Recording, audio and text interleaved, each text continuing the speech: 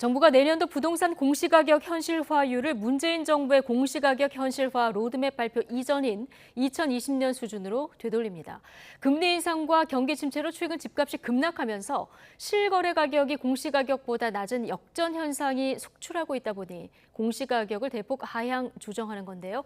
이렇게 되면 주택 소유자의 보유세 부담이 올해보다 낮아질 것으로 보입니다. 이동우 기자가 취재했습니다.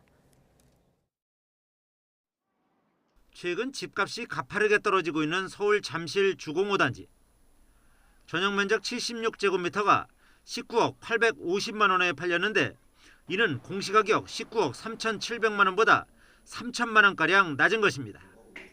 이처럼 실거래 가격이 공시가격보다 낮은 역전 현상이 속출하자 정부가 공시가격을 2020년 수준으로 하향 조정하기로 했습니다.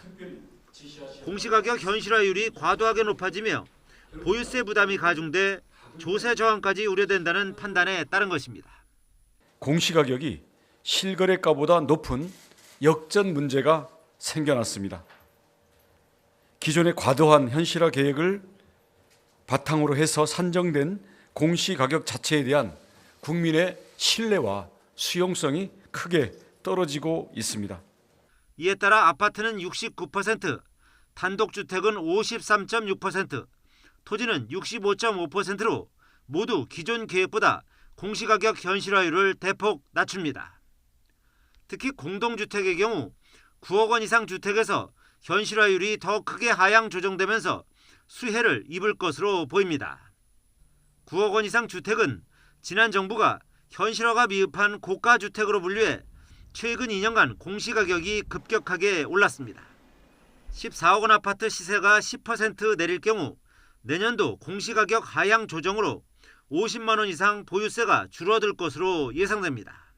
공시가격은 종합부동산세와 재산세뿐 아니라 건강보험료와 기초연금 등 67개 행정제도의 기준으로 사용됩니다.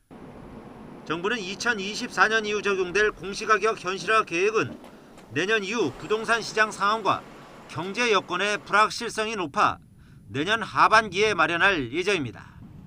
또 재산세 부담 완화를 위해 1주택자의 공정시장 가액 비율을 지난 6월 60%에서 45%로 낮춘 데 이어 추가로 인하한다는 계획입니다.